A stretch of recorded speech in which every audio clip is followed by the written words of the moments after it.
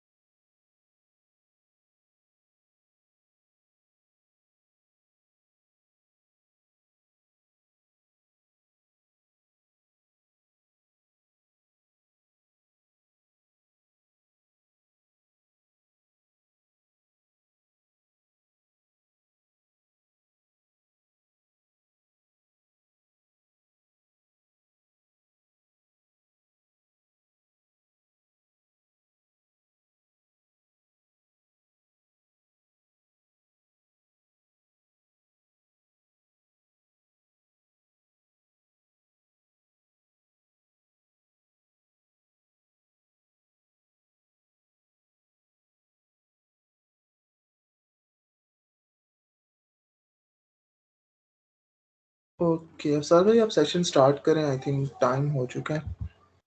सो जिसने आना होगा अपना Okay हो थोड़ा। गया.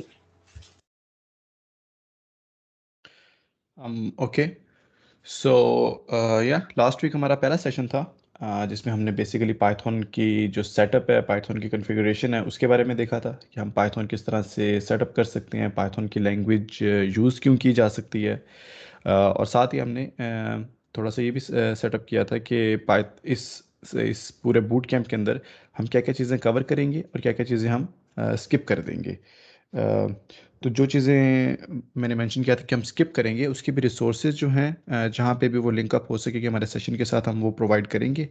कुछ रिसोर्सेज आपको आई होप लास्ट वीक भी रिसीव हुई थी। कुछ रिसोर्सेज अगेन ये इस वीक भी प्रोवाइड किए जाएंगे सिमिलरली। जब जब हमारा सेशन होगा तो उसके बाद आपको कुछ टेक होम असाइनमेंट्स दी जाएंगी जो कि सिर्फ और सिर्फ रिकैप करवाने के लिए हैं, not too technical but also कि आप जो हैं वो एक दफ़ा सेल्फ पेस्ड भी थोड़ी सी लर्निंग करें। सिमिलरली इस दफ़ा जो आज का टॉपिक होगा हमारा वो होगा प्रोग्राम स्ट्रक्चर्स के बारे में। और प्रोग्राम स्ट्रक्चर्स जो हैं वो मेरे मुताबिक आई थिंक जब भी आप लैंग्वेज सीख रहे होते हैं और आपने लैंग्वेज को सेटअप कर लिया है, मतलब अपने कंपाइलर्स वगैरह उसके इंस्टॉल कर लिए, इंटरप्रेटर्स इंस्टॉल कर लिए हैं, तो उसके बाद आई थिंक प्रोग्राम स्ट्रक्चर्स जो हैं हेलो वर्ल्ड के बाद द मोस्ट ऑब्वियस जो पार्ट आता है वो इनका आता है। तो उसी तरीके से हम भी आज के सेशन के अंदर इन चीज़ों को सेटअप करके आपको दिखाएंगे कि आप किस तरह से यूज़ कर सकते हैं। अगेन आपको नोटबुक भी मिलेगी फॉर दोज जो हमें लास्ट टाइम नहीं ज्वाइन कर सके थे। इस सेशन के एंड पे आपको एक पाइथन की नोटबुक प्रोवाइड की जाएगी जिसमें जो रिसोर्सेज हैं आज की वीडियो के वो प्रोवाइड किए जाएंगे।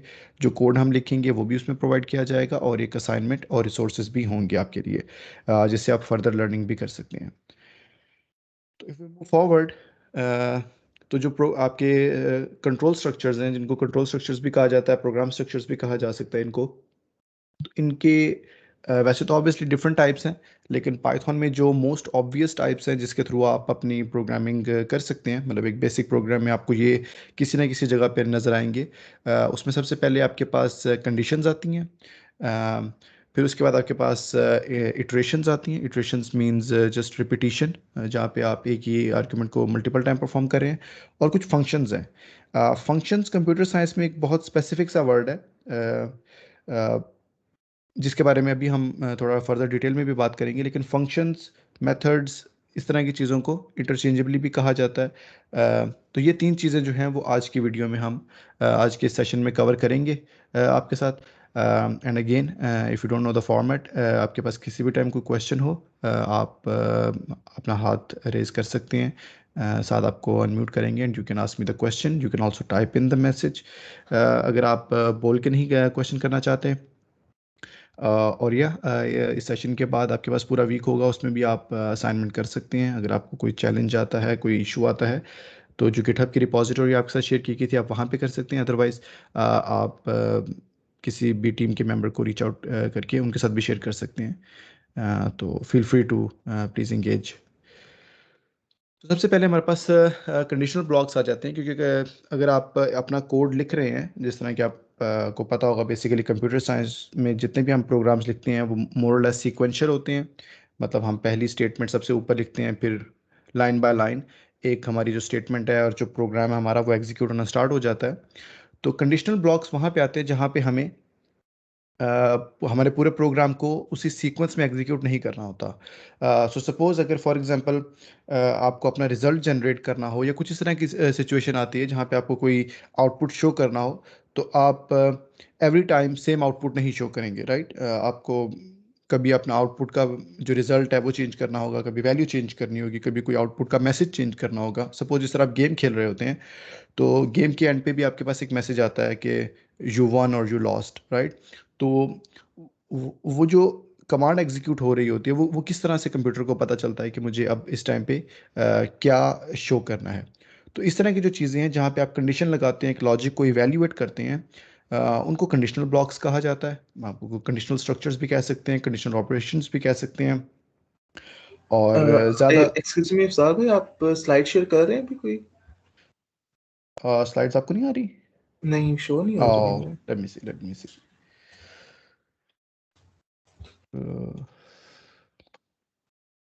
Can you see it now?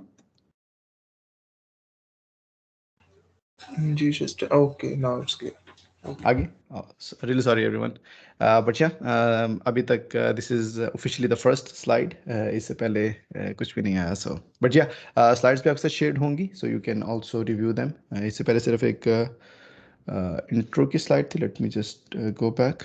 This was the intro slide, जो कि आई थिंक हम मिस कर चुके हैं। इस टाइम हम इस स्लाइड के ऊपर है और बेसिकली हम कंडीशंस के बारे में बात कर रहे थे। तो कंडीशंस के अंदर जो है वो हमारे पास लॉजिक आ जाता है, लाइक आई जस्ट मेंशन्ड। और उस लॉजिक के अंदर हम कुछ एज केसेस वगैरह भी कवर करते हैं कि what if a situation is not met, right? What if the user does not pass, या व्हाट इफ़ अगर एक प्लेयर जो है वो जीत नहीं सका, या व्हाट इफ़ स्कोर पूरा नहीं हो सका। तो इस तरह की सिचुएशन जो है वो कंडीशनल में आती हैं। और किसी भी प्रोग्रामिंग लैंग्वेज के अंदर अगर आपको इस तरह की चीज़ देखनी होगी, तो आप उसको हमेशा अगर कंडीशनल और आगे प्रोग्रामिंग लैंग्वेज का नाम लिख के सर्च करेंगे, तो वो हमेशा आपको इसी तरीके के किसी एक स्ट्रक्चर के ऊपर लेके आएगा। हम पाइथन को कवर करेंगे, लेकिन डिफरेंट लैंग्वेजेस जो हैं उनमें भी लॉजिक ओवरऑल सेम होता है, लेकिन अ, जो अप्रोच है वो थोड़ी सी डिफरेंट हो जाती है। तो ऑफ कोर्स इसको भी अभी हम रिव्यू करेंगे, लेकिन नेक्स्ट ओवरव्यू जो है वो लूप्स का आ जाएगा हमारे पास, कि लूप्स क्या होती हैं। तो लूप जैसे कि ये इंग्लिश का वर्ड हमें बता रहा है, लूप्स या इटरेशन, ये बेसिकली एक ऑपरेशन होता है जिसमें हम जो सर्टन हमने लाइंस ऑफ कोड्स लिखी होती है उनको हम रिपीट करते रहते हैं। अक्सर टाइम हमें इस तरह होता है कि हमें एक ही ऑपरेशन को मल्टीपल टाइम्स परफॉर्म करना होता है। जिस तरह के देखा जाए कि हमें एक ही मैसेज को डिफरेंट ऑडियंस को सेंड करना होता है, या हमें सपोज एक ही असाइनमेंट को डिफरेंट स्टूडेंट्स की तरफ सेंड करना होता है, या ईमेल फॉर एग्जांपल अगर आपको आ रही है या आप ईमेल सेंड कर रहे हैं, तो अगर आप एक ईमेल सेंड कर रहे हैं तो आपने अगर 10 लोगों को सेंड करनी है तो आप वो सेम कोड ईमेल वाला डिफरेंट लोगों के लिए जो है वो आप एग्जीक्यूट करेंगे। तो लूपिंग स्ट्रक्चर्स जो हैं वो हमें हेल्प करते हैं कि अपने ऑपरेशन को मल्टीपल टाइम परफॉर्म करने में। इसके ऑब्वियसली एडवांस्ड यूज़ केसेस भी आ जाते हैं, बट लाइक आई एग्रीड कि हम कंप्यूटर साइंस की फंडामेंटल्स में नहीं जाएंगे। तो लूपिंग के अंदर बेसिकली आपके पास सिर्फ ये आ जाता है, सपोज आपके पास एक शीट है जिसमें आपके पास रोज़ाना का डेटा है, कि आपने कितने आइटम सेल किए हैं या कितने आइटम्स आपने बाय किए हैं। तो अगर सपोज आपके पास 50 रिकॉर्ड्स हैं, तो आप ऐसा नहीं करोगे कि आप हर रिकॉर्ड के एलिमेंट को रीड करोगे, उसको किसी वेरिएबल में सेव करोगे, ऐड करोगे, और फिर इसी तरह उसको कंटिन्यूसली राइट करते रहोगे। प्लस इसकी दूसरी साइड ये होती है कि अक्सर आपको ये पता नहीं होता कि आपने कितनी दफ़ा एक ऑपरेशन को परफॉर्म करना है। हो सकता है आपको किसी दिन एक ऑपरेशन को 30 टाइम्स परफॉर्म करना पड़े और किसी दिन आपको एक ऑपरेशन को जस्ट 5 टाइम्स परफॉर्म करना पड़े, राइट। तो सिक्वेंशली अगर आप कोड को लिखेंगे तो वो आपका एरर प्रोन होगा, उसमें ज़्यादा बग्स आ सकते हैं, उसमें प्रॉब्लम्स होंगी, और वो मेंटेन करना भी डिफ़िकल्ट होगा। तो लूपिंग स्ट्रक्चर्स क्या करते हैं कि आपको हमेशा अपनी रेंज का पता होता है कि आपको किस रेंज तक उस कमांड को, उस ऑपरेशन को एग्जीक्यूट करना है। सो सपोज अगर आप एक मैसेज कर रहे हैं, suppose let's talk about a group, कि आप एक ग्रुप को मैसेज करना चाहते हैं, उस ग्रुप में 20 यूज़र्स हैं, और एक और ग्रुप है जिसमें आपके पास 30 यूज़र्स हैं। तो अगर आप लूप लगाएंगे तो आप उस ग्रुप के साइज़ के ऊपर मैसेज कर सकते हैं कि अच्छा इस ग्रुप में 20 यूज़र्स हैं तो मैं उन 20 यूज़र्स को मैं मैसेज सेंड करूँगा, और दूसरा ग्रुप है जिसमें 30 यूज़र्स हैं तो आप उसमें 30 लोगों को मैसेज सेंड करेंगे। तो इस तरह की चीज़ है, इसको भी अभी हम देखेंगे कि इसमें क्या होता है। और फिर अगेन चूँकि लूप्स जो हैं वो हर ऑपरेशन के ऊपर एग्जीक्यूट होना स्टार्ट हो जाते हैं, तो हमें ये भी देखना पड़ता है कि अक्सर हमें किसी ऑपरेशन को या किसी स्टेटमेंट को स्किप भी करना होता है, if it doesn't make any sense for for our business case. तो we will talk about some keywords जिससे पाइथन के अंदर हम किसी लूप को जो है वो स्किप कर सकते हैं, किसी इटरेशन को स्किप कर सकते हैं, या हम पूरी लूप को ही ख़त्म कर सकते हैं Midway. Finally, the most important ones are the functions. Like I mentioned कि functions जो हैं वो basically strange term है in computer science, क्योंकि functions different languages के अंदर इनका different context आता है। Python के अंदर function जो है वो सिर्फ एक reusable कोड है। आप एक फॉर एग्जांपल आप एक कोड लिखते हैं जो कि सुबह सुबह उठ के आपका टाइम देख के आपको एक मैसेज करता है, like good morning, good afternoon, जिस टाइम पे भी आप उठेंगे, और आपको ये बताता है कि आज आपके टास्क क्या हैं। तो बजाय इसके कि आपको वही कोड अपने प्रोग्राम में 10-12 दफ़ा लिखना पड़े, आप उस कोड को एक फंक्शन में लिखते हो और उस फंक्शन को आप 10 दफ़ा कॉल करते हो। अब इससे बेनिफिट आपको क्या होगा कि आपने अगर कुछ चेंज करना है, राइट, अगर आप फॉर एग्जांपल आप जो गुड मॉर्निंग का मैसेज आप लिख रहे हैं वो आपका ऑल कैपिटल लेटर्स में था, या आप उसको टाइटल केस करना चाहते हैं, तो आपको एक जगह पे उसके चेंजेस करने पड़ेंगे। ऑफ कोर्स एक बहुत बेसिक सी एग्जांपल है, लेकिन अगर आप for example advance use cases में जाते हैं, सपोज आप अकाउंटिंग का कोई फार्मूला लगा रहे हैं, या आप इंजीनियरिंग की कोई चीज़ उसमें कर रहे हैं, मेडिकल की कोई सिचुएशन आ जाती है उसमें, तो अगर आप इस तरह की चीज़ें कर रहे हैं, तो अगर आपने एक ही कोड मल्टीपल टाइम्स आपने लिखा हुआ होगा, तो आपको हर जगह पे उसके लिए चेंजेस करने पड़ेंगे। कंप्यूटर साइंस में एक रूल होता है, dry rule, which means don't repeat your self. और फंक्शंस जो हैं वो उसको बहुत अच्छे से एडहियर करते हैं। फंक्शंस जो हैं, जब हम फंक्शन को यूज़ करते हैं तो आप अपने एक लॉजिक को रिपीट नहीं कर रहे होते मल्टीपल टाइम। आप ऑब्वियसली आप उस फंक्शन को यूटिलाइज कर रहे होते हैं मल्टीपल टाइम्स, लेकिन आपका जो लॉजिक है वो सिर्फ एक ही जगह पे अवेलेबल होता है। फंक्शंस चूँकि ऑब्वियसली ग्रो कर सकते हैं लाइन नंबर ऑफ लाइंस के अंदर। कुछ फंक्शंस 5 लाइनों के हो सकते हैं, 3 लाइनों के हो सकते हैं, कुछ फंक्शंस जो हैं वो 20-20 लाइनों तक भी जा सकते हैं, 25 लाइनों तक जा सकते हैं। तो आप क्या करते हैं कि आप उन उन लाइंस को कॉन्फ़िगर कर सकते हैं। कि फॉर एग्जांपल कितनी लाइंस इसमें एग्जीक्यूट होनी चाहिए, कितनी लाइंस नहीं एग्जीक्यूट होनी चाहिए। और यहाँ पे टिपिकली ऑब्जेक्ट ओरिएंटेड कोड जो है वो बहुत अच्छा रोल प्ले करता है इसके अंदर, कि ऑब्जेक्ट ओरिएंटेड प्रोग्रामिंग को हम ऑलमोस्ट लास्ट में देखेंगे कि वो क्या होती है। लेकिन बेसिकली होता उसमें क्या है कि आप फंक्शन की जो एग्जीक्यूशन है उसको आप थोड़ा सा कन्फिगर कर लेते हैं कि क्या क्या साइड फंक्शन की एग्जीक्यूट होनी चाहिए। एंड अगेन फंक्शन के अंदर भी आप फंक्शन कॉल्स कर सकते हैं, that's pretty much legal. So basically ये थ्योरी है इन तीनों पार्ट्स की, कि आप अपने प्रोग्राम का जो फ्लो है उसको किस तरह से चेंज कर सकते हैं। तो अगर आप कंडीशंस में देखेंगे तो वहाँ पे आप ब्रांचेस बना सकते हैं कि इफ़ मतलब ट्रू और फॉल्स, राइट, या ब्लैक है या वाइट है, या हाँ है या नहीं है। तो कंडीशंस वहाँ पे आ जाती हैं। और ऑब्वियसली आप उसके इंटरमीडियरीज भी कर सकते हैं, इफ एल्स भी लग सकती हैं उसमें, तो वो भी हम अभी देखेंगे। The second structure was loops, जिसमें हम देख सकते हैं कि हम अपने कोड को मल्टीपल टाइम्स किस तरह से एग्जीक्यूट कर सकते हैं। कि फॉर एग्जांपल अगर आपके प्रोग्राम में 10 लाइनें हैं, तो हर 7वीं लाइन के बाद आपकी 5वीं लाइन दोबारा से एग्जीक्यूट होना स्टार्ट हो जाए, फिर 7वीं पे आए, फिर 5वीं लाइन एग्जीक्यूट होना स्टार्ट हो जाए। तो इस तरह के जो स्ट्रक्चर्स होते हैं हम उनको लूपिंग स्ट्रक्चर्स बोलते हैं, और पाइथन में भी इस तरह के दो हैं। और फिर लास्टली फंक्शंस हैं, जिसमें आप एक फंक्शन कॉल करते हैं, तो जो आपका कंट्रोल है वो आपके सिक्वेंशियल कोड की जगह जगह से उठकर आपके फंक्शन की हेड पे चला जाता है। तो फंक्शन जब एग्जीक्यूट होकर रिटर्न करता है तो फिर वो वापस वहीं पे आ जाता है। लेकिन ऑफ कोर्स फंक्शन के दरमियान भी आप किसी और फंक्शन पे भी मूव कर सकते हैं, तो आप जंप अराउंड कर सकते हैं इसके अंदर भी। तो इस तरीके से आप अपना जो कोड का फ्लो है आप उसको ईजिली चेंज कर सकते हैं। तो ऑफ कोर्स आप इस पे कोई भी लॉजिक अप्लाई कर सकते हैं। अगर फॉर एग्जांपल आपके पास लॉजिक आपके पेपर के ऊपर आपने पेंसिल से लिखी हुई है, तो आप उसी लॉजिक को मोर और लेस पाइथन के प्रोग्राम में रन कर सकते हैं। आप उसको जब इनपुट देंगे अपना, तो आप करेंगे। I don't mean to brag और anything, but I remember when I was in university, तो I was very bad at statistics. तो हमारे स्टैटिस्टिक्स के सर ने हमें एक होमवर्क दिया था, उसमें क्या था कि हमने परफेक्ट मॉडल्स फाइंड करने थे। I am not sure exactly what it was, but I think हमें आर स्क्वायर फाइंड करना था जिसका आर स्क्वायर एक्यूरेट हो। और अगर हम एक बिल्कुल आइडियल सिचुएशन ले लेंगे तो वो 100 पे चला जाएगा, और अगर एक रैंडम फिगर लेंगे तो वो 40 पे आ जाएगा। आई मीन कैलकुलेट करना तो इतना मुश्किल नहीं था, लेकिन जो ओनली चैलेंज था वो ये था कि हमें ये 50 इस तरह के डेटा इनपुट्स लेने थे, जिसके अंदर 20 एलिमेंट्स थे with in each data set. और ऑफ कोर्स बाय हैंड, इस क्योंकि हमने तब उस टाइम बाय हैंड ही उसको परफॉर्म करना था, क्योंकि हमें असाइनमेंट जो है वो पेपर के ऊपर सबमिट करनी थी। अब बाय हैंड इसको परफॉर्म करने में आपको ऑब्वियसली एक डेटा सेट के ऊपर कम से कम 10 से 15 मिनट लगेंगे। आप कैलकुलेटर को यूज़ कर रहे हैं और ऑब्वियसली एक डेटा सेट बड़ा है। तो व्हाट आई डिड वाज, मैंने एक सी का प्रोग्राम लिखा, which is of course different, but same cheese Python में भी चलेगी।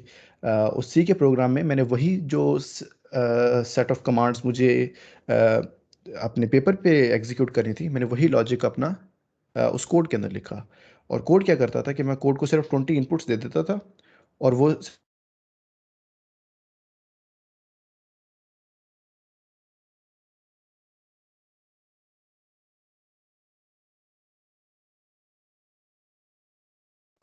काइंडली वेट कीजिएगा, आई थिंक उनके नेट का इशू हुआ है। और साल भाई का मैं भी चेक करता हूँ, लेट मी सी।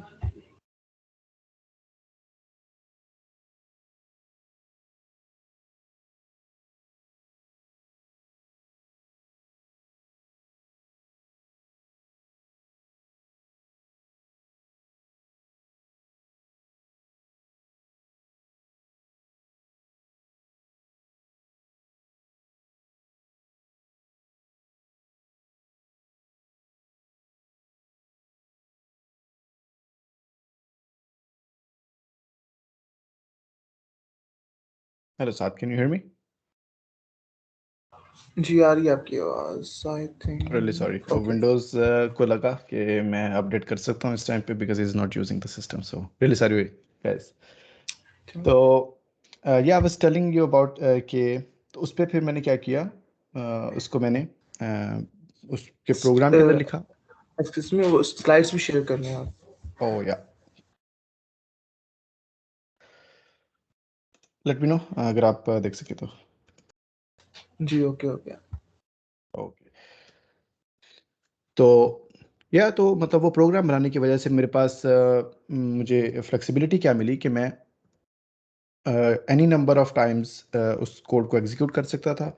और उस कोड को एग्जीक्यूट करने की वजह से मुझे पता चल जाता था कि क्या ये जो इनपुट मैं लिखने लगा हूँ रजिस्टर के ऊपर, क्या ये मेरा वो सूटेबल इनपुट होगा जिसका मुझे वो 60 to 80 के दरमियान का रिजल्ट देगा।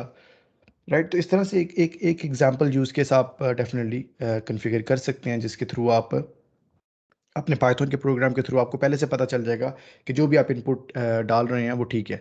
सपोज़ आप बैंक में जाते हैं, आप बैंक में जाके फॉर एग्जांपल लोन लेने जाते हैं, तो वो जो लोन देने के लिए आपको बैठे हुए हैं, वो भी सिस्टम में जब आपकी डिटेल्स डालते हैं कि आपकी सैलरी इतनी है, आप इतनी देर से जॉब कर रहे हैं, आपकी करंट सेविंग्स इतनी है, आपको इतना लोन चाहिए, इतने परसेंटेज है, तो वो ऑब्वियसली वहाँ पे वो खुद से उसको नहीं कर रहे, इवन दो वो है purely banking finance related system, right. तो आप उसको भी ऑटोमेट कर सकते हैं।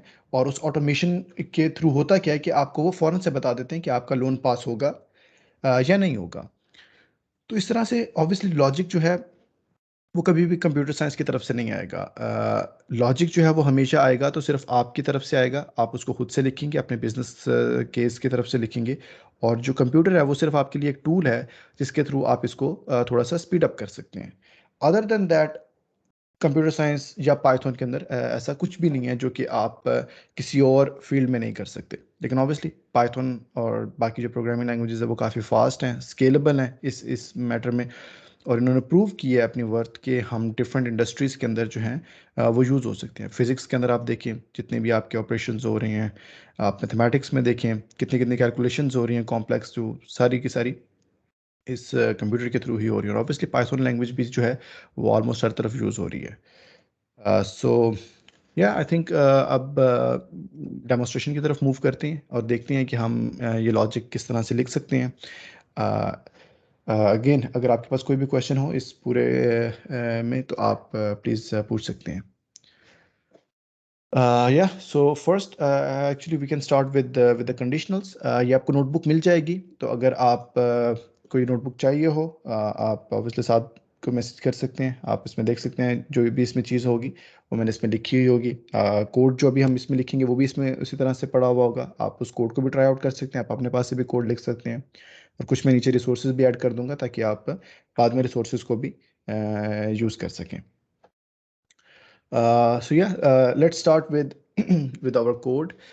अगर अब हम देखें जिस तरह हमने लास्ट टाइम किया था हेलो वर्ल्ड, अगर हम इसको एज इट इज़ एग्जीक्यूट करेंगे तो ये हेलो वर्ल्ड प्रिंट कर देगा। लेकिन इसको हम अगर 1000 टाइम्स रन करेंगे तो ये हमेशा यही प्रिंट करेगा। लेकिन अगर हमें इसको चेंज करना हो कि ये हेलो वर्ल्ड की बजाय समथिंग लाइक ये प्रिंट करे, लाइक हेलो फ्रेंड्स, राइट। अब इसमें हम कंडीशन, अगर हम इसमें कंडीशन लगाएंगे कि या ये हेलो वर्ल्ड प्रिंट करे या ये हेलो फ्रेंड्स प्रिंट करे, तो ये हम इस तरह से किस तरह से कर सकते हैं कि हम स्पेसिफिकली ऑब्वियसली कोई ना कोई वेरिएबल सेट कर सकते हैं, या हम पाइथन के अंदर वैसे भी इसको चैलेंज कर सकते हैं। बट इसको थोड़ा सा सिंपल रखने के लिए हम यहाँ पे एक कंडीशन लगा देंगे, condition is equal to true. अब इस ट्रू का क्या मतलब है, जिस तरह आपके पास ये स्ट्रिंग थी, उसी तरह ये ट्रू भी एक लिटरल है। लिटरल मीन्स के एक ऐसा डेटा है जो कि प्रोग्राम को विदाउट एनी फर्दर एक्सप्लेनेशन खुद से ही पता है इस चीज़ का कि इस चीज़ को मैंने किस तरह से हैंडल करना है। अगर आपने किसी और लैंग्वेज में काम किया होगा तो आपको पता होगा कि वहाँ पे ट्रू आप इस तरह से लिखते हैं, सी के अंदर, सी प्लस प्लस के अंदर, सी शार्प, जावा के अंदर। लेकिन पाइथन के अंदर आपको ट्रू का टी और फॉल्स का एफ कैपिटल रखना पड़ता है। अब इसके अंदर हम यहाँ पे लिख सकते हैं इफ़ कंडीशन, राइट, और आगे कॉलन लगाएंगे हम।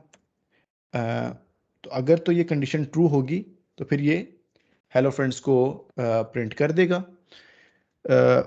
अगर कंडीशन नहीं ट्रू होगी तो फिर ये कोई आउटपुट नहीं शो करेगा, क्योंकि जो हमारा प्रिंट है वो एक ब्लॉक के अंदर आ गया है। बेसिकली पाइथन के अंदर जो ब्लॉक्स हैं वो कंट्रोल करते हैं कि क्या कोड एग्जीक्यूट होगा। और पाइथन के जो कंडीशनल स्ट्रक्चर्स हैं उनका उनका सिंटैक्स इस तरह से है कि आप पहले इफ़ लिखते हैं, I F all in small cases. उसके बाद आप जो भी आपका जो कंडीशन होती है आप वो लिखते हैं। बेसिकली हमारे पास तो कंडीशन सिर्फ वेरिएबल है सिंप्लिसिटी के लिए, उसलिए मैंने यहाँ पे लिखा है। नीचे हम इसको डिफरेंट आर्ग्यूमेंट्स के थ्रू और डिफरेंट ऑपरेटर्स के थ्रू भी टेस्ट करेंगे। और फिर उसके बाद आप थोड़ा सा इंडेंट देके, क्योंकि पाइथन जो है उसकी स्कोपिंग इंडेंटेशन के साथ चलती है, आप इंडेंट देके 4 स्पेसिस का आप उसके बाद अपना कोड लिख देते हैं। कोड का साइज़ कितना होना चाहिए इट डजेंट मैटर, लेकिन जैसे ही आपकी इंडेंट ख़त्म होगी तो ये इफ़ का ब्लॉक भी ख़त्म हो जाएगा। तो लेट्स सी कि ये क्या आउटपुट देता है। अब आप यहाँ पे देखें कि कंडीशन ट्रू थी, तो इसने प्रिंट कर दिया हेलो फ्रेंड्स। लेट्स सी अगर हम इसको फॉल्स करते हैं कि कंडीशन हमारी मीट नहीं हो रही, जो भी हमारी ऊपर कंडीशन थी सपोज वो हमारी पास नहीं हो रही, तो लेट्स सी अब इस दफ़ा आप देखेंगे, इस दफ़ा आप उसने नहीं दिया ये कि आप उसने आपको हेलो नहीं बोला बिकॉज कंडीशन फॉल्स थी। इस तरह का हम एक और एग्जांपल लेते हैं। सो फॉर एग्जांपल वो से मार्क्स जो हैं वो आपके 85 हैं, राइट। और नीचे हम कंडीशन लगा देते हैं if marks greater than 80, right. अब ये ग्रेटर देन मैंने यहाँ पे क्यों लगाया और या ग्रेटर देन का मतलब क्या है इसमें? तो बेसिकली हमारे पास कुछ ऑपरेशंस होती हैं जो कि हम परफॉर्म कर सकते हैं। मैं इसका लिंक भी नीचे लिस्ट डाउन कर दूंगा रिसोर्सेज के अंदर, कि पाइथन के अंदर या बाकी भी डिफरेंट जितनी प्रोग्रामिंग लैंग्वेजेस हैं उसमें क्या होता है कि हमने जब दो चीज़ों को आपस में कंपेयर करना होता है तो हमारे पास कंपैरिजन के या कंपैरिजन के हमारे पास कुछ ऑपरेटर्स आ जाते हैं जिसमें हम देख सकते हैं कि क्या दोनों चीज़ें इक्वल हैं, क्या दोनों चीज़ें इक्वल नहीं हैं, क्या एक चीज़ दूसरे से बड़ी है, क्या दूसरी एक से बड़ी है। इस तरह की चीज़ें हमारे पास आ जाती हैं। तो हमारे पास जो ऑपरेशंस हैं उसमें हमारे पास फॉर एग्जांपल आ जाता है ग्रेटर देन आ जाता है, फिर हमारे पास लेस देन आ जाता है, फिर हमारे पास इक्वल टू आ जाता है, नॉट इक्वल आ जाता है, और फिर पाइथन के अंदर बेसिकली हमारे पास इज़, नॉट, इस तरह के कुछ इंग्लिश लैंग्वेज के भी कुछ ऑपरेटर्स हैं जिसके थ्रू हम यूज़ कर सकते हैं। सो फॉर एग्जांपल हम यहाँ पे भी लिख सकते थे if condition is true, right. तो उसका सेम मतलब होता जो कि ये है, राइट। तो अगर आपको रीडेबिलिटी ज़्यादा चाहिए तो आप ये लिख सकते हैं इफ़ कंडीशन इज़ ट्रू। अगर आपको रीडेबिलिटी नहीं चाहिए, आपको एक मतलब कंसाइज सा बिल्कुल स्ट्रेट फॉरवर्ड सा कोड चाहिए, तो आप उसको इस तरह से लिख सकते हैं। ये ऑब्वियसली पाइथन की एक अच्छी चीज़ है कि पाइथन आपको सपोर्ट करती है आपकी अपनी मर्जी का कोड लिखने के अंदर भी। तो इसी तरह हम यहाँ पे देख रहे हैं कि अगर आपके मार्क्स 80 से ज़्यादा हैं तो आप प्रिंट करेंगे A, right. This is a very common example जो कि आपको डिफरेंट जगहों पे मिल सकती है। अदरवाइज, क्योंकि अब हमने ऑब्वियसली एज केसेस भी देखने कि अगर हमारी एक कंडीशन मीट नहीं हो रही तो हम क्या करेंगे। तो अदरवाइज के अंदर हम एल्स लिखते हैं और अगेन ब्लॉक को स्टार्ट करने के लिए हम कॉलन का साइन लगा देते हैं। पाइथन में जब भी आप एक ब्लॉक स्टार्ट करेंगे, किसी भी चीज़ का ब्लॉक, आगे जाके हम देखेंगे फंक्शंस के ब्लॉक्स होंगे, लूप्स के ब्लॉक्स होंगे, क्लासेस के ब्लॉक्स होंगे, एरर हैंडलिंग के ब्लॉक्स होंगे। तो ब्लॉक जब भी आपने स्टार्ट करना है वो कॉलन से स्टार्ट होगा, कॉलन से स्टार्ट होगा, 4 इंडेंट्स आएंगी और जितना कोड उस 4 इंडेंट्स के बाद आता रहेगा वो उस ब्लॉक के अंदर एग्जीक्यूट होगा। अगर एल्स में हम डालेंगे तो फिर हम lower than, let's just go with that. तो अगर हम ये करते हैं तो इस कोड से हमें पता क्या चल रहा है कि अगर आपके मार्क्स आपके मार्क्स एक्चुअल कितने थे, 85 थे, लेकिन हमारे पास क्या हो, ऑब्वियसली अब अक्सर रिजल्ट कार्ड्स के ऊपर लिखा हुआ होता है पीछे, मतलब A is equal to 85 80 and then B is equal to greater than 70, right, something like that। वो पूरा वो एक sequential वे है ऑफ शेयरिंग द इंफॉर्मेशन, कि जब आपने सिक्वेंशली इंफॉर्मेशन को शेयर करना होगा तो आप इस तरह से शेयर करोगे कि आप वहाँ पे डिटेल्स लिख दोगे और फिर एक ह्यूमन जो है वो उसको मैप कर लेगा, उसको रीड कर लेगा कि अच्छा मेरे पास चार्ट में लिखा हुआ है कि अगर अबव 80 है तो मेरा ए ग्रेड है, अबव 70 है तो बी ग्रेड है, तो मेरे कितने नंबर है, मेरे इतने नंबर है, तो मेरा ये ग्रेड बनता होगा। लेकिन आप इसी स्ट्रक्चर को चेंज कर सकते हो, आप इस स्ट्रक्चर को चेंज इस तरह से कर सकते हो कि आप वो पूरा प्रिंट करने की बजाय आप उस डेटा के ऊपर एक कंडीशन लगा देते हो कि अगर डेटा 80 से ऊपर है तो आप प्रिंट ही ये करोगे, ताकि वो यूज़र को दोबारा दोबारा रीड नहीं करना पड़े कि यार ये जो मेरे जो नंबर हैं इसका ग्रेड क्या बनता है। So anyways let's try it out और देखते हैं कि हमारा क्या प्रिंट होता है। एज यू कैन सी कि यहाँ पे उसने ए को प्रिंट किया।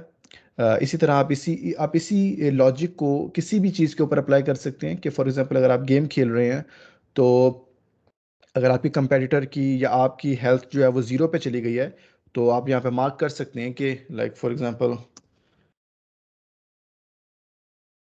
health is equal to say -1 if health is less than. now अब हम जो है वो लेस देन ऑपरेटर यूज कर रहे हैं.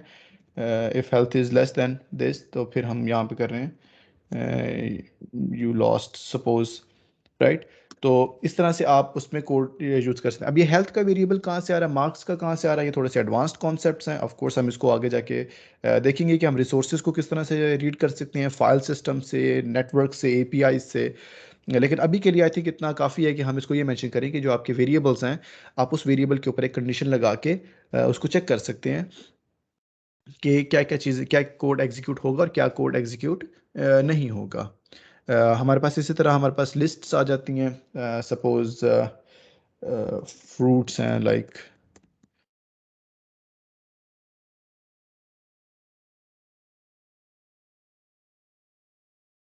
Bananas, right. आप इसके ऊपर आप कंडीशन लगा सकते हो कि लाइक फ्रूट्स का जो पहला एलिमेंट है, राइट. इफ फ्रूट्स का पहला एलिमेंट है, I think I can give this as an assignment कि आप इसमें देखें कि क्या फ्रूट्स के अंदर एप्पल्स हैं या नहीं है. और अगर एप्पल्स हैं तो देन यू कैन प्रिंट के या लिस्ट हैज़ एप्पल्स. अगर नहीं है तो फिर आप प्रिंट कर सकते हैं कि list does not have apples. I think that would be wise. If that is not wise and if you want me to try it out, please मुझे बता दीजिएगा. एनीवेज, तो अब फिर हम नेक्स्ट टास्क पे मूव करते हैं कि नेक्स्ट टास्क जो है वो हमारे पास आ जाती है लूप्स की. तो लूप्स हमारे पास क्या होते हैं, लाइक वी मेंशन कि आपके पास एक ऑपरेशन है, आपने उसको मल्टीपल टाइम्स परफॉर्म करना है. सो सपोज हमारे पास जहाँ पे एक टास्क है, हम कहते हैं assignment delivered to student A. Suppose अब हमें पता है कि हमारे पास सपोज 5 स्टूडेंट्स हैं. हमारे पास ए है, बी है, सी है, डी है, and so on up until 5 students. अब ऑब्वियसली अगर हम करना चाहें सीक्वेंशियली तो हम ये कर सकते हैं. Sorry, gravity, I will just leave it to this point. इसको हम एग्जीक्यूट करें तो sorry, not this one. Execute यहाँ से होगा. तो अब यहाँ से देखें तो आउटपुट वही आ रहा है जो हमें चाहिए. Assignment deliver to student A, assignment deliver to student B, assignment deliver to student C. अब जब भी हमारी नई क्लास स्टार्ट होगी तो हमारे जो प्रोफेसर हैं या कोई भी टीचर है या टीए है, जो भी है, वो उस पर ये कर सकता है कि वो देखे कि क्लास की स्ट्रेंथ क्या है और इस तरह के स्टेटमेंट्स लिख दे वहाँ पे. और जब भी वो असाइनमेंट कर दे तो वो उस प्रोग्राम को रन करे तो वो डेटाबेस में इस तरह की चीज़ ऐड कर देगा कि असाइनमेंट जो है वो हर स्टूडेंट को डिलीवर हो गई है. But this is not scalable, right. हो सकता है हमारे पास जो डेटा आ रहा है स्टूडेंट्स का, वो डेटाबेस में से आ रहा है, तो वो पहले से ही फॉर्मेटेड है प्रॉपर्ली. इस तरीके से फॉर्मेटेड है कि हम उसके ऊपर एक इटरेशन लगा सकते हैं, एक ऐसा स्ट्रक्चर लिख सकते हैं जो कि उस डेटा को रीड करेगा और उसके बारे में कुछ ऑपरेशंस परफॉर्म करेगा. तो अब हम वो देखेंगे कि हम वो किस तरह से कर सकते हैं. जिस तरह हमने ऊपर देखा कि इफ़ की कंडीशन थी, क्योंकि ऑब्वियसली इंग्लिश के अंदर इफ़ जो है वो कंडीशन को बताता है, ये डू दिस इफ़ दैट. तो उसी तरह हमारे पास पाइथन में भी कुछ हमारे पास स्ट्रक्चर्स हैं. एक वाइल लूप का स्ट्रक्चर है और एक हमारे पास फॉर लूप का स्ट्रक्चर है. फॉर और वाइल ऑलमोस्ट ये आपको हर लैंग्वेज में ही मिलेंगे. सिमिलरली कॉन्सेप्ट भी सिमिलर है, बस पाइथन का जो है वो थोड़ा सा सिंटेक्स डिफरेंट है. तो लाइक आई मेंशन कि हमारे पास डेटा जो है वो कहीं से आता है. तो let's first create a temporary database and let's create a bunch of students, right. So just imagine कि हमारे पास जो डेटाबेस है, डेटाबेस की जब भी हम कॉल करते हैं तो हमारे पास ये 5 रिकॉर्ड्स जो हैं वो स्टूडेंट्स के आ जाते हैं. अब ऑब्वियसली प्रीवियस स्टेटमेंट जो थी वो स्केलेबल नहीं थी. क्यों स्केलेबल नहीं थी? क्योंकि हमें हर दफ़ा लिखना पड़ता था. लेकिन ये वाली जो स्टेटमेंट है ये स्केलेबल क्यों होगी? ये इस वजह से स्केलेबल होगी क्योंकि इसके ऊपर हम इटरेशन कर सकते हैं. इटरेशन किस तरह से होगी? हम फॉर से इसको स्टार्ट करते हैं, लाइक हर एक के लिए जिस तरह लिखा जाता है, for student in students, right. अब इससे क्या होगा कि आप अगर इसको देखेंगे तो ये स्टूडेंट्स आपको शो कर रहा है कि ये एक लिस्ट है स्ट्रिंग टाइप की. और स्टूडेंट क्या है? स्टूडेंट बेसिकली एक उस लिस्ट का एक एलिमेंट है, राइट. अब हम इसके ऊपर कोड में लिख सकते थे स्टूडेंट का पहला एलिमेंट, स्टूडेंट का दूसरा एलिमेंट, तीसरा. लेकिन ये जो फॉर का स्ट्रक्चर है ये वो चीज़ हमारे लिए खुद से करेगा. ये इस पूरी लिस्ट को रीड करेगा, इस लिस्ट के हर एलिमेंट को हमें प्रोवाइड करेगा और उसके उसका जो डेटा है, उसकी वैल्यू है, वो स्टूडेंट के अंदर होगी. हम इसको यहाँ पे देख सकते हैं कि हम अब इस वही जो ऊपर हमने कोड लिखा था, right. To student student format का जो स्ट्रक्चर है, excuse me for using this, क्योंकि ये आई थिंक 2 या 3 लेक्चर बाद आएगा जब हम रिसोर्सेज के बारे में बात कर रहे होंगे, लेकिन अभी के लिए आपको सिर्फ इतना काफ़ी होगा आपको समझना कि यहाँ पे बेसिकली हमने वही जो स्ट्रिंग ऊपर बनाई थी हमने उसी स्ट्रिंग को नीचे बनाया है और पाइथन को बोला है कि इस स्ट्रिंग को फॉर्मेट कर दो। पाइथन में फॉर्मेटिंग होती है इन कर्ली ब्रेसेस के साथ। हम यहाँ पे इसको बता रहे हैं कि जहाँ जहाँ कर्ली ब्रेसेस है वहाँ वहाँ जो मैंने आपको पैरामीटर्स पास किए हैं वो इन प्लेस कर दो। अब हमारे पास दो चीज़ें आ जाएंगी। अब let's actually comment this out, इसको कमेंट करते हैं और इसको रन करते हैं और देखते हैं कि ये क्या रिटर्न करेगा। लाइक यू सी, सेम वही आउटपुट दिया इसने, लेकिन यहाँ पे हमारे पास डेटा रीड करके, डेटा के ऊपर लूप लगाकर और डेटा को प्रिंट करने के लिए टोटल 3 लाइनें थी। नाउ व्हाट वुड हैपन अगर हमारे पास ये 5 की बजाय 25 स्टूडेंट्स होते, 50 होते या 100 होते। अब आप देख सकते हैं कि जो ये वाली कॉल्स है इसकी नंबर ऑफ लाइंस भी ग्रो कर रही हैं, राइट। हमें उसको 100 दफ़ा करना पड़ेगा, लिखना पड़ेगा।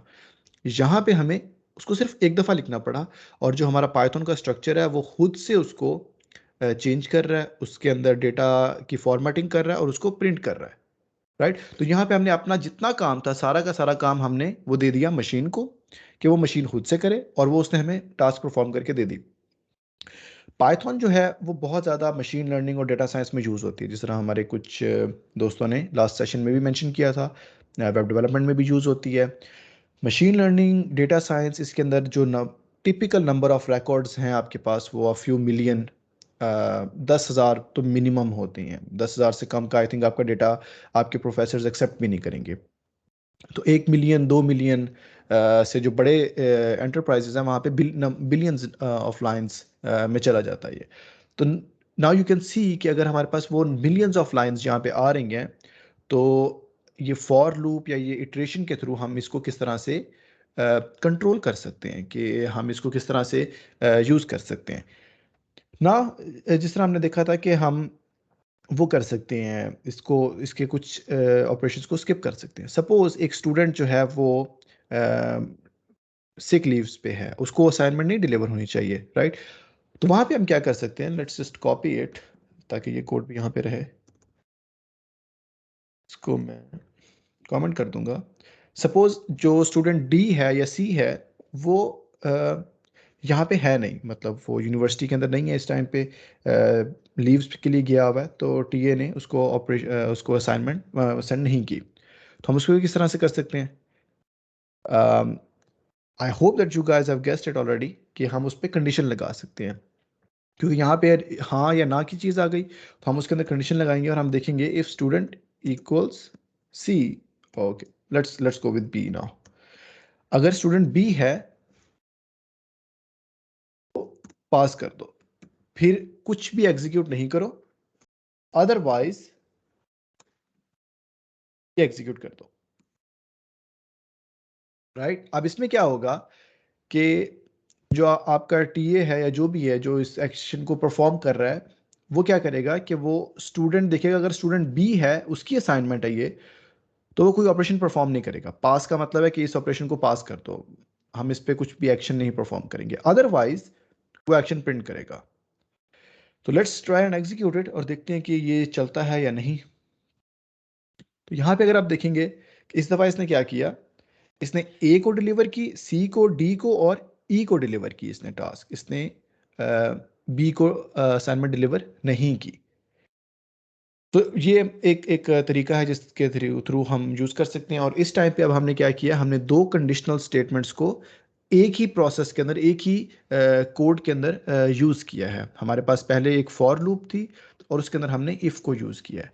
अभी ऑब्वियसली अब यहाँ से मतलब आगे फर्दर असाइनमेंट में आपको ऑब्वियसली ये दे सकता हूँ कि use if else and for loop changeably. अब इससे क्या होगा, जब आप अब आप देख रहे हैं कि फॉर एग्जांपल अगर आप इफ़ लगा रहे हैं तो उससे आपका फॉर का भी स्ट्रक्चर जो है वो चेंज हो रहा है, आपका फॉर का जो कोड है वो चेंज हो रहा है। लेकिन ऑफ कोर्स इसका एक बेहतर तरीका ये भी हो सकता है कि हम जो डिफरेंट लैंग्वेजेस के अंदर भी होता है कि हम यहाँ पे कंटिन्यू लगा दें, जो एक सिमेंटिकली करेक्ट वे है इस चीज़ को परफॉर्म करने का, लूप को स्किप करने का। वो होता है कि अगर आपका स्टूडेंट या आपका जो भी ऑपरेशन है उसके ऊपर आपने कोई एक्शन परफॉर्म नहीं करना तो आप उस पर कंटिन्यू कर दें। अगर आप उसको कंटिन्यू कर देते हैं तो फिर आपको इसको एल्स में लिखने की ज़रूरत नहीं होगी, क्योंकि फिर वो जो लूप है वो इटसेल्फ कंटिन्यू हो जाएगी। ये थोड़ा सा ज़्यादा क्लियर बन जाता है कि वहाँ पे आपने इफ एल्स लगाया था, लेकिन यहाँ पे आपके पास क्या आ रहा है, यहाँ पे आपने उसको बता दें कि आप, क्योंकि ऑफ कोर्स आपके पास मल्टीपल नंबर ऑफ लाइंस हो सकती हैं या नीचे एक पूरा का पूरा इटसेल्फ स्ट्रक्चर हो सकता है जिसमें इफ एल्स होगा, फॉर लूप्स होंगी। तो बजाय इसके कि आप बहुत सी चेनिंग करें, इफ लगाएं एल्स लगाएं, इफ लगाएं एल्स लगाएं, तो आप इस स्ट्रक्चर को यूज़ करके इस पूरे कोड को ही एग्जीक्यूट करने से स्किप कर सकते हैं। तो अगर हम इसको दोबारा एग्जीक्यूट करेंगे तो आपको पास आउटपुट वही आएगा जो कि हमारे पास पहले था। ऑफ कोर्स हम इसको इसको थोड़ा सा और चेंज कर सकते हैं। Actually let me leave that code over there as well. यहाँ पे छोड़ दूंगा और फिर मैं इस कोड को भी लिखना है इसमें आपको शो करने के लिए कि ये आ गया। अब ये भी हमने ट्राई आउट कर लिया है, इसको भी हाइड कर दिया और फिर अब ये आ गया। अब एक और हमारे पास आ जाएगा जिसका ज़्यादा रिलेशन जो है वो इफ़ या इससे नहीं है, वो है बेसिकली हमारा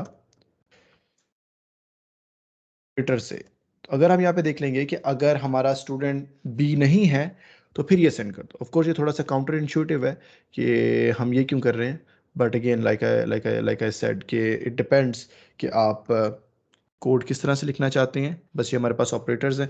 जैसे डिफरेंस सिर्फ इसमें ये आएगा कि अगर स्टूडेंट बी नहीं है तो वो इस एग्जीक्यूट को परफॉर्म करेगा, अगर वो बी है तो वो इसको परफॉर्म नहीं करेगा। I think that's it for the loops. अगर इसी तरह की चीज़ हमारे पास होगी वाइल के अंदर तो मोर और लेस उसका भी ऑपरेशन सेम होगा कि हम देख लेंगे कि हमारे पास कितने स्टूडेंट्स हैं, हम उन सब के ऊपर एक एक्शन परफॉर्म कर देंगे। फाइनल जो हमारे पास स्ट्रक्चर आ जाता है वो आ जाता है फंक्शंस का, कि हम किस तरह से किसी किसी कोड को एक ब्लॉक में यूज़ कर सकते हैं और फिर हम उसको रीयूज़ कर सकते हैं डिफरेंट जगहों पे। सो लेट्स सी कि हम बेसिकली यहाँ पे एक कोड लिखते हैं जो ये कर रहा है लाइक स्टार्टिंग प्रोग्राम, और उसी तरह हमारे पास 4 से 5 लाइनें हैं स्टार्टिंग एग्जीक्यूशन। मैं इसमें ज़्यादा लॉजिक नहीं लिख रहा, इनपुट आउटपुट का लाइक नाम गेट करना या ऑपरेशन परफॉर्म करना, ताकि क्योंकि मेरा पर्पज़ इसमें कोड को एक्सप्लेन करना नहीं है, इसमें बस ये एक्सप्लेन करना है कि फ़ंक्शन किस तरह से आप क्रिएट कर सकते हैं और फंक्शन को किस तरह से आप रीयूज़ कर सकते हैं। Starting execution, starting processing, processing. तो ये फॉर एग्जांपल अगर आपके पास एक कोड है जो कि आपने हर दफ़ा अगर किसी यूज़र ने किसी बटन पे क्लिक किया है या कोई एक्शन परफॉर्म किया और आपको अगर ये चीज़ ही वहाँ पे परफॉर्म करनी होती है, तो इस तरह से आपके पास 5 कोड है, 5 लाइनों का कोड है जिस पे आप ऑब्वियसली बूट अप कर सकते हैं अपने प्रोसेस को एंड एवरीथिंग। लेकिन अगर आप इसको मल्टीपल टाइम यूज़ करेंगे या डिफरेंट जगहों पे यूज़ करेंगे तो वहाँ पे इसकी वैल्यू कम हो जाएगी, क्योंकि फिर ऑफ कोर्स आप इसी सेम लॉजिक को हर जगह पे लिखेंगे, और सपोज अगर आपको किसी एक जगह पे लॉजिक ऐड करनी पड़ेगी या लॉजिक रिमूव करनी पड़ेगी तो फिर आप वो रिमूव नहीं कर सकेंगे। इस वजह से नहीं कर सकेंगे क्योंकि आपको आइडिया नहीं होगा कि आप ने कहाँ कहाँ ये कोड लिखा हुआ है, और अगर आप चेंज करेंगे भी तो मे बी अक्सर ऐसा हो सकता है कि आप सारी जगहों पे नहीं करेंगे। अगर आपका छोटा प्रोग्राम है, छोटा प्रोसेस है, उसमें तो मे बी पॉसिबल हो, लेकिन जैसे ही आपका प्रोग्राम बड़ा हो जाता है लाइक हंड्रेड्स ऑफ फाइल्स हो जाती हैं तो ये बहुत कॉम्प्लिकेटेड हो जाता है। तो आप फंक्शन किस तरह से बना सकते हैं, बेसिकली पाइथन में हमारे पास एक एक इसका नाम होता है कीवर्ड का डिफाइन, और उसके बाद आप फंक्शन का नाम देते हैं। जो भी आपको नाम लिखना होता है इसका, प्रोसेस फॉर एग्जांपल हम इसको प्रोसेस कह देते हैं। और फाइनली हमारा हम जिस तरह हमने पिछली दफ़ा किया, हम जब भी कोई स्कोप क्रिएट करते हैं हम पहले कॉलन लगाते हैं और उसके बाद नीचे आके उसके बारे उसका कोड लिख देते हैं। तो let's just copy all of this code here. अगर हम कोड या सारा यहाँ पे कॉपी कर दें, इसको मैं कमेंट आउट कर देता हूँ। तो अगर आप इस कोड को देखें तो ये कोड बिल्कुल वैसे का वैसा ही है, ये परफॉर्म वैसा करेगा, ऑपरेशंस वैसे हैं। अगर आपके डिफरेंट और ऑपरेशंस आप वो भी इसके अंदर इसी तरह से लिख सकते हैं। अभी आगे हम जाके देखेंगे कि हम इसको कॉन्फ़िगर किस तरह से कर सकते हैं। तो जब आप इस कोड को एग्जीक्यूट करेंगे, इस फंक्शन को जब एग्जीक्यूट करेंगे, फंक्शन की कॉल बेसिकली इस तरह की होती है, आप उसके सामने ब्रैकेट्स लिख देते हैं। तो आपका जो पाइथन का इंटरप्रेटर है वो इस फंक्शन के अंदर इसके फंक्शन की एग्जीक्यूशन स्टार्ट करेगा और इसके लास्ट लाइन तक एग्जीक्यूट करेगा इसको, फिर आपका आउटपुट जो है वो प्रिंट कर देगा। अगर हम इसको दोबारा से एग्जीक्यूट करें तो हम देखते हैं कि उसका आउटपुट वैसे का वैसा ही आया है। आउटपुट में जो है वो कोई डिफरेंस नहीं आया। लेकिन अब अगर हमें इसको 20 दफ़ा लिखना होगा या 30 दफ़ा लिखना होगा तो हमें सिर्फ और सिर्फ इस फंक्शन को कॉल करना पड़ेगा। हमें बार बार जो है वो ये पूरे का पूरा कोड लिखने की ज़रूरत नहीं होगी मल्टीपल लाइंस के ऊपर। तो if we just click start, तो अब आप यहाँ पे देख सकते हैं कि उसने मल्टीपल टाइम वही कोड जो है उसने एग्जीक्यूट किया है। इन अ वे, चूंकि हमने इसको सिक्वेंशली यूज़ किया है एक ही लाइन के अंदर, तो आपको ये लग रहा होगा कि ये तो इटरेशन की तरह है, लेकिन ये इटरेशन की तरह का नहीं है, क्योंकि जो फंक्शन है उसको हम डायरेक्टली यूज़ नहीं करते एक लाइन के बाद एक लाइन के बाद, उसको हम डिफरेंट एरियाज़ में यूज़ करते हैं। फॉर एग्जांपल, अगर आपने ईमेल सेंड करनी है किसी को, तो आप सेंड ईमेल का फंक्शन बनाएंगे अपने सिस्टम में और उसके अंदर वो पूरा का पूरा कोड लिख देंगे जो कि ईमेल सेंड करता होगा। और फिर उसी तरह आपका जो फंक्शन है उसमें आप अपना टू सब्जेक्ट बॉडी वो अटैचमेंट सब सेंड करेंगे और वो आपका ईमेल जो है वो सेंड कर देगा। फाइनल चीज़ जो फंक्शंस के अंदर आ सकती है वो ये आ सकती है कि आप इसको कॉन्फ़िगर कर सकते हैं अपने अपने वेरिएबल्स के साथ। तो पाइथन के अंदर वेरिएबल्स बेसिकली होते हैं क्या? वेरिएबल्स इस तरह की चीज़ें होती हैं, कुछ आर्ग्यूमेंट्स होते हैं, कुछ डेटा होता है जो कि आपका फंक्शन यूज़ करके अपनी एग्जीक्यूशन पे कंडीशंस लगा सकता है। आप कंडीशंस हमने ऊपर देखी थी लूप के अंदर, तो लूप के अंदर तो कंडीशंस हमने उसके अंदर ही लिखी थी, क्योंकि लूप कुछ और एक्सेप्ट नहीं करती लिस्ट के अलावा। लेकिन जो फंक्शंस हैं वो हमारे कुछ डेटा एक्सेप्ट कर सकती है। तो सपोज़ हम ये कर सकते हैं, शुड एग्जीक्यूट। सपोज़ हमने ये कंडीशन लगाई है, तो हम यहाँ पे लगा सकते हैं इफ़ शुड एग्जीक्यूट, तो फिर एग्जीक्यूशन स्टार्ट करें। और इसी तरह हम यहाँ पे ये दे सकते हैं इफ़ शुड प्रोसेस, तो फिर ही जो है वो प्रोसेस स्टार्ट करे। अदरवाइज वो सिर्फ प्रोग्राम को स्टार्ट करे, डन करे और एंड कर दे। अब इसकी एक एग्जांपल क्या हो सकती है? इसकी एग्जांपल ये हो सकती है कि आपने एक प्रोग्राम तो स्टार्ट किया लेकिन आपके पास डेटा नहीं था। डेटा ना होने की वजह से आपने प्रोसेसिंग को टर्मिनेट कर दिया, राइट? तो प्रोसेसिंग नहीं होगी लेकिन स्टार्टिंग प्रोग्राम एग्जीक्यूट होगा। स्टार्टिंग, सपोज हम इसको यहाँ पे दे देते हैं ट्रू। पहले वाले सिनारियो में हमारे पास क्या होगा कि हमारे पास प्रोग्राम स्टार्ट भी होगा, एग्जीक्यूट भी होगा, प्रोसेस भी करेगा। सेकेंड वाले में क्या होगा? प्रोग्राम स्टार्ट तो होगा, एग्जीक्यूशन भी स्टार्ट करेगा, लेकिन प्रोसेसिंग नहीं करेगा। लास्ट वाले में क्या होगा? ना एग्जीक्यूशन स्टार्ट होगी और ना प्रोसेस स्टार्ट होगा। इसकी अगर मैं आपको एक रियल वर्ल्ड एग्जांपल दूं कि इसमें कैसे हो सकता है, तो पहले वाले में तो ऑब्वियसली हमें पता है कि एवरीथिंग वाज ओके और हमने उसको फाइनली एग्जीक्यूट कर दिया। सेकंड वाले में क्या हो सकता है कि हमने एग्जीक्यूशन तो स्टार्ट की, हमारे पास फॉर एग्जांपल सॉफ्टवेयर था, सब कुछ लॉन्च हुआ, एवरीथिंग वाज रेडी, लेकिन हमारे पास डेटा नहीं था। डेटा ना होने की वजह से हमने प्रोसेसिंग को स्किप कर दिया। थर्ड वाले की एग्जांपल क्या हो सकती है कि हमारे पास ना डेटा था और ना हमारे पास लाइसेंस था। फॉर एग्जांपल आप विजुअल स्टूडियो को लॉन्च करते हैं, तो विजुअल स्टूडियो का पॉपअप तो आता है लेकिन वो देखता है कि आपके पास लाइसेंस है या नहीं है। अगर आपके पास लाइसेंस नहीं होगा, for example visual studio enterprise की अगर बात करें, तो वो वहीं से आपको साइन इन पेज पे ले जाएगा कि नहीं, मैं फर्दर आगे मूव इन नहीं करूंगा जब तक मुझे लाइसेंस की नहीं मिलेगी, राइट? तो इस तरह की हम कंडीशंस लगा सकते हैं और कंडीशंस मल्टीपल भी लग सकती हैं with in the same structure, और सेम लाइन में भी मल्टीपल लग सकती हैं। And I think that will be something of an assignment for you. तो अगर हम अब इसको दोबारा से एग्जीक्यूट करें तो let's see what happens.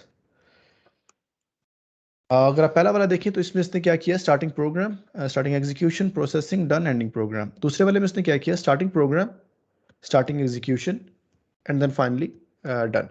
Actually what we can do is we can hide the other two and then just run one. So अब ये पहला वाला टास्क है, पहले वाले में उसने पूरे का पूरा कोड हमारा एग्जीक्यूट कर दिया, क्योंकि ऑब्वियसली हमारी दोनों कंडीशंस ट्रू थी, तो उसने दोनों कंडीशंस को मीट करवा के वो दोनों स्टेटमेंट्स भी प्रिंट कर दी।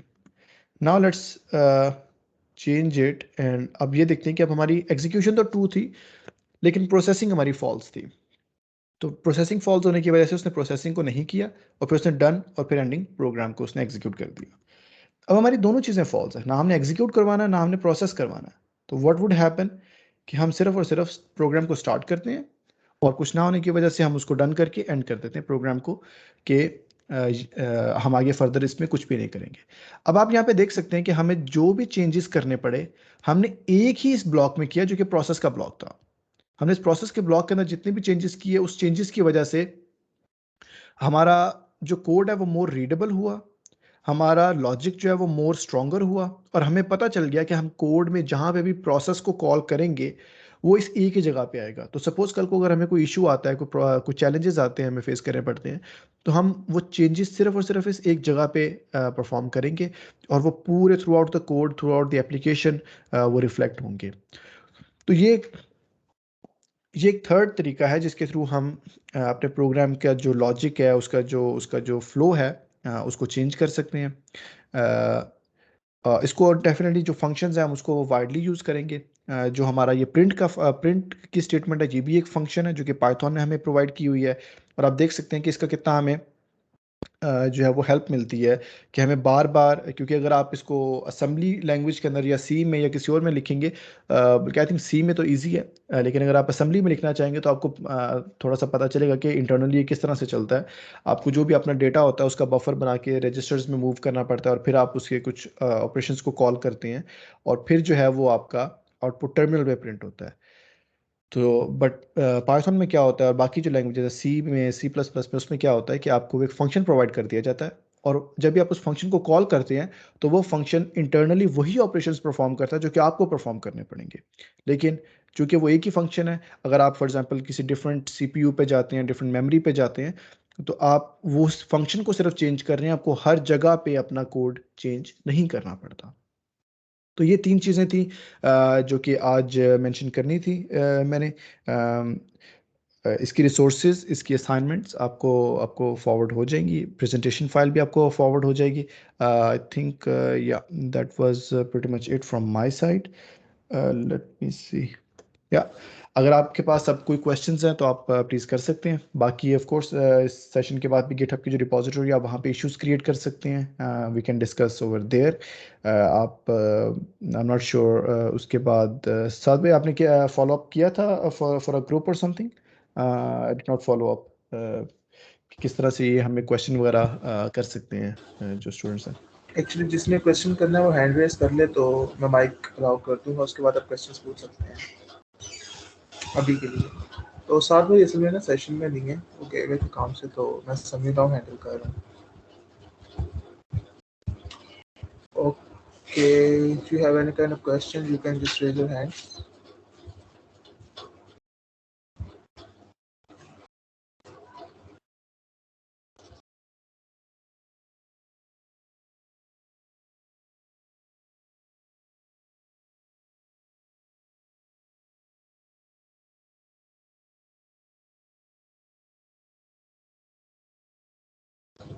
किसी का कोई क्वेश्चन है तो वो पूछ सकता है हैंड रेज करके। आई थिंक आप बोल रहे हैं लेकिन मुझे आपकी आवाज़ नहीं आ रही। अम, इज इट जस्ट मी? अब आई थिंक सो। अब आ रही है आपके पास?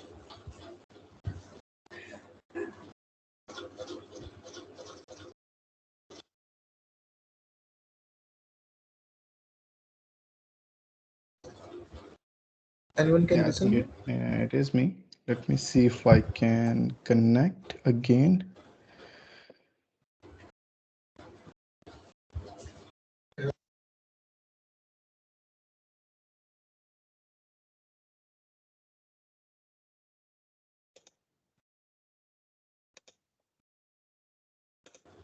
Oh, so Windows is saying that it cannot pick up my headphones until I restart.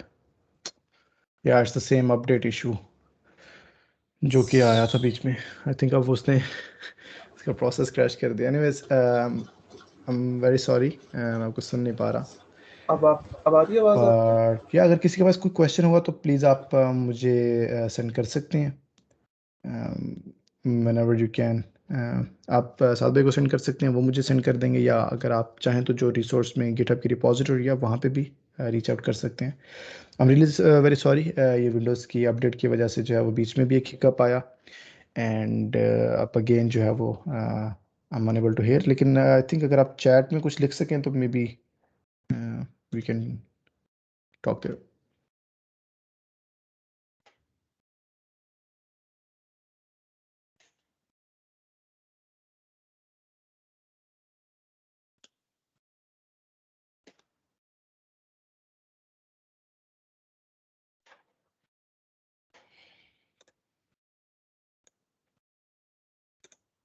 Yeah, can you say something now?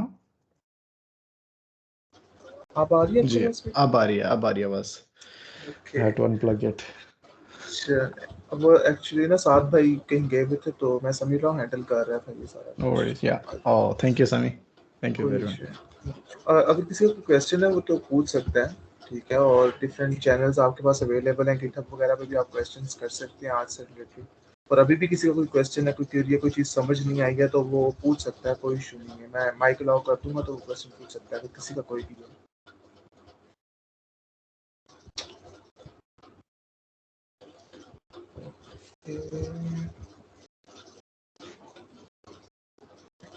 I think it's done for today session.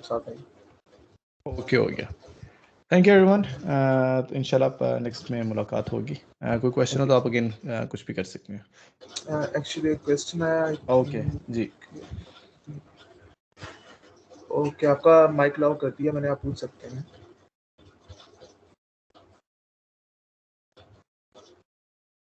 Hisam, I think आपका mic allow कर दिया, आपको कोई question है तो आप पूछ सकते हैं। सर गिटहब के बारे में आपसे पूछना था कि गिटहब किस तरह बनाई जा सकती है इजीली। फिर बेसिक्स मुझे सर इतना आइडिया नहीं है इसका, तो इसमें किस तरह मैं इसका आपके असाइनमेंट को कर सकता हूँ। बेसिकली गिटहब का ना लिंक आपके साथ ये शेयर करेंगे। आप वहाँ पे अपना फ्री अकाउंट बना लीजिएगा। तो जो लिंक इन्होंने शेयर किया ना उसमें आपके पास सामने लिखा हुआ आएगा इश्यूज़, टॉप पे ही आ रहा होगा। आप वहाँ पे जाके एक नया इशू ओपन कर सकते हैं। उसमें आप अपने क्वेश्चन का टाइटल लिखेंगे, क्वेश्चन का डिस्क्रिप्शन लिखेंगे, जो भी आपके पास जो भी आपको चैलेंज जो है वो आ रहा है आप वो लिखें, आप वो सेंड करें तो हम वहाँ पे डिस्कस कर सकते हैं।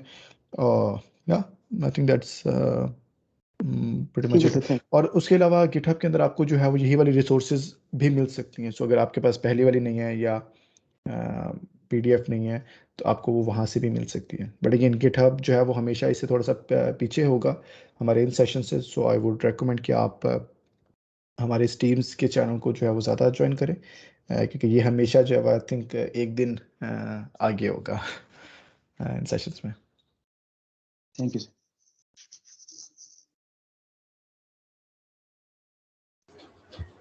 एनीवन एल्स जिसकी कोई क्वेरी हो, कोई कुछ पूछना चाह रहा हो तो वो पूछ सकता है।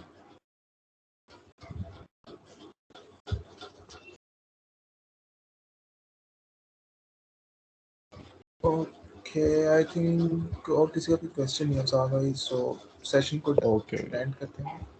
Thank you very much guys, thank you Samila for thank you arranging sir, it. Thank you sir, हाफिज़।